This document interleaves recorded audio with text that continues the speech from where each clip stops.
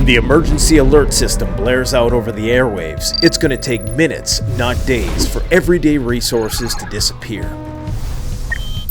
Our entire society runs on the just-in-time delivery system. It's efficient during peacetime, but fragile in times of chaos. Today I'm taking you location by location to show you how quickly everything will run out when the panic buying ensues. Let's get to it.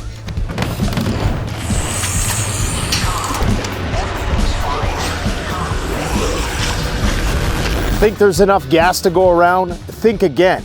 There's around 2 to 3 days worth of gas in these gas stations during normal times. There's around one gas station for every 5,000 people in North America, and each one of those gas stations contains around 10,000 gallons of gasoline. Now when you do the math, that means that there's 2 gallons of gasoline for every person. These stations are going to run dry in a few hours. There's around 150,000 gas stations like this across North America, and all of them rely on daily or weekly tanker deliveries. When tankers can't resupply gas stations, it's going to be utter pandemonium. The global supply chain depends on vehicles like this. Semi-trucks transport 70 to 80% of all freight.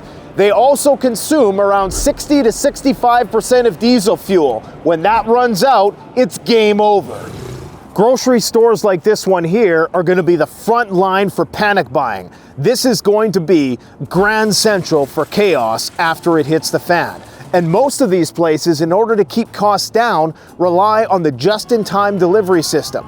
That means that they rely on daily shipments from their distributors in order to keep things well stocked. After an emergency alert, these store shelves will be cleared within 3 to 5 hours. Water, bread, canned goods, baby formula, and possibly even toilet paper are going to be the first things to go. Most stores at best have 2 to 3 days worth of food on hand. And over 80% of North American cities rely on food that is trucked in. When the trucks stop rolling, that means no resupply. And that means that grocery stores like this are going to be a ticking time bomb. Towers like the one you see behind me here, whether they're 4G or 5G, it doesn't matter. They have a very limited surge capacity. You might think that there's an unlimited amount of internet access out there and that you can call your family and friends in the time of an emergency without a hitch. Nothing could be further from the truth. Cell towers during the best of times can facilitate the communication of 500 to 1,000 people. Well, what's going to happen when a disaster strikes and everybody is going online to social media to try to figure out exactly what is going on, or everybody trying to contact their loved ones at the same time? These systems are easily going to be overwhelmed. What's more is that these cell towers actually require power. Most of them will have a backup battery supply that will last about 4 to 8 hours. After that is depleted, there's no more communications. In 2020, when lockdowns began, some regions reported internet slowdowns of up to 50% due to demand spikes. Internet service providers prioritize average daily usage, not crisis-level surges. And infrastructure like fiber hubs and data centers rely on constant power. Many only have 24 to 48 hours of backup power generation if you're lucky. Rural areas are going to be even more vulnerable. With over 20 million Americans lacking access to high-speed internet in a crisis, many will lose it completely. If cell towers go down and fiber optics are cut, there is no internet. Even Starlink requires power, clear skies, and hardware. If there's no signal, there's no communication, that means there's no help. You're going to be on your own. Most banks, like the one behind me here, keep very little cash on site.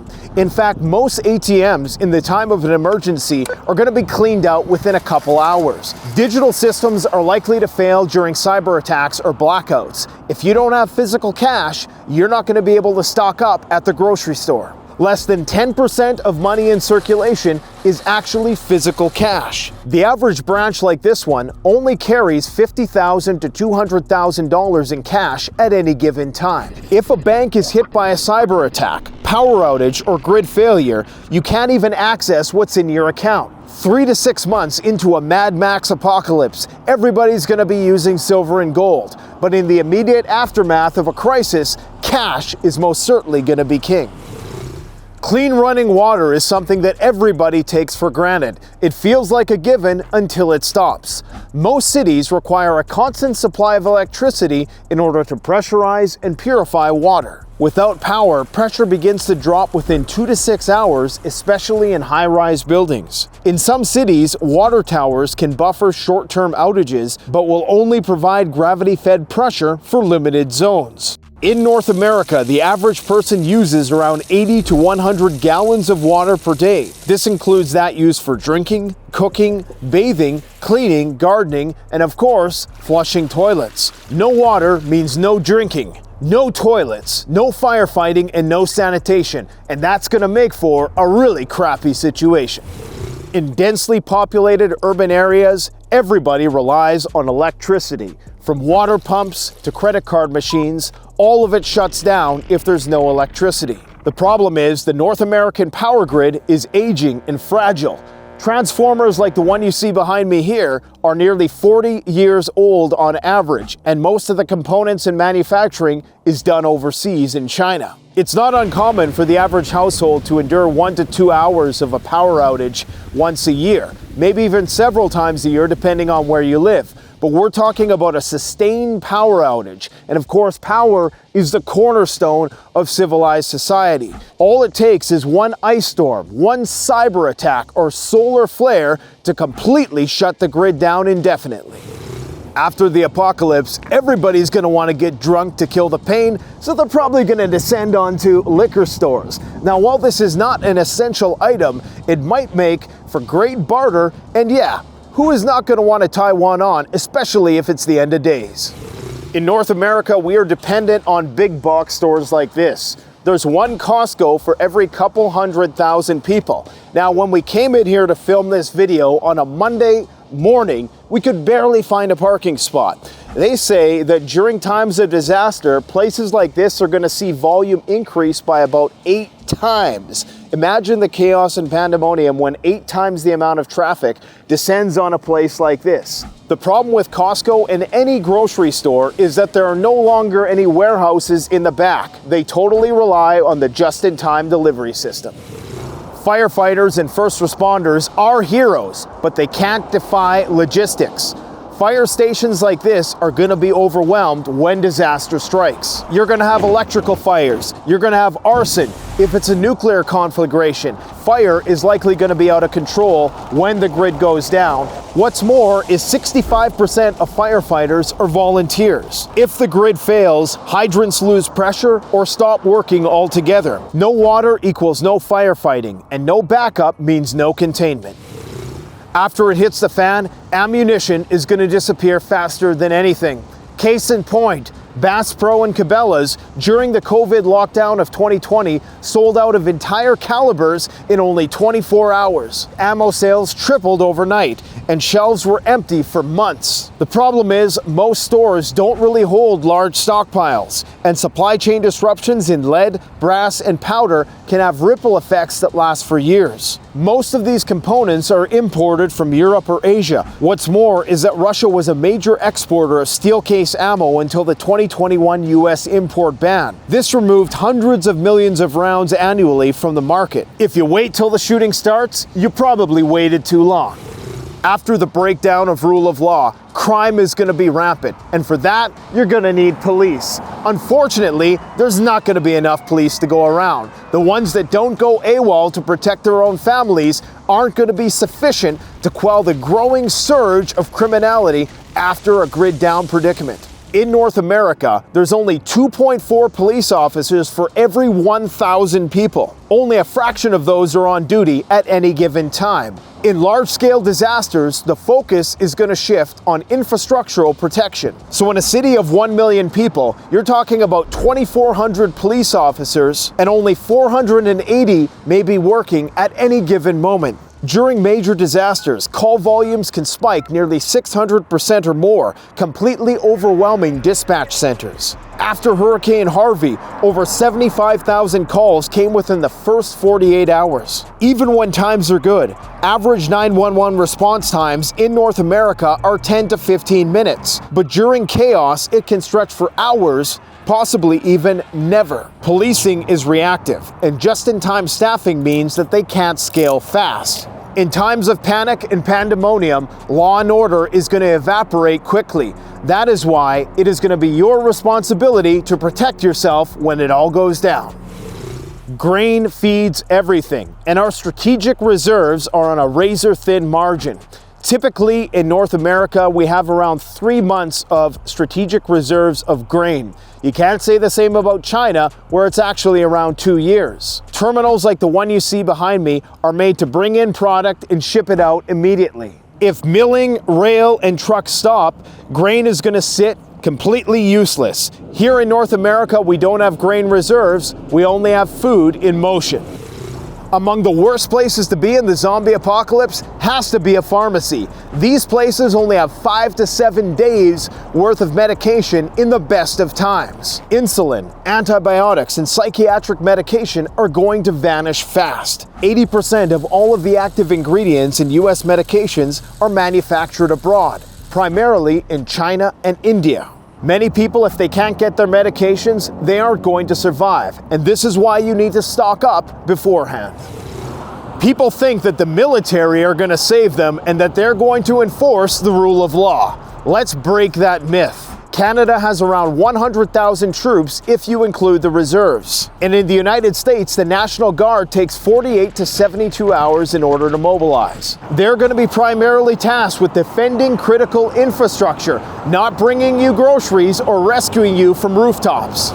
Now this is where your food really comes from. These distribution centers are the central hubs that feed all the grocery stores within your region.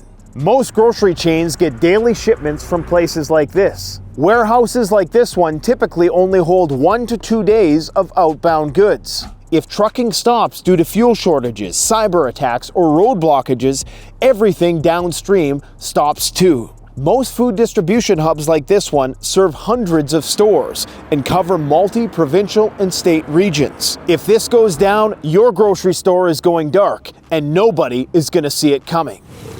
There's approximately 2 million people incarcerated in facilities like this in North America. They are all reliant on the same just-in-time delivery systems as the rest of society. During Hurricane Katrina, staff abandoned jails, and if food, water, and power fails, you will have a crisis inside the crisis. Jails often rely on external food contracts with no internal storage for food.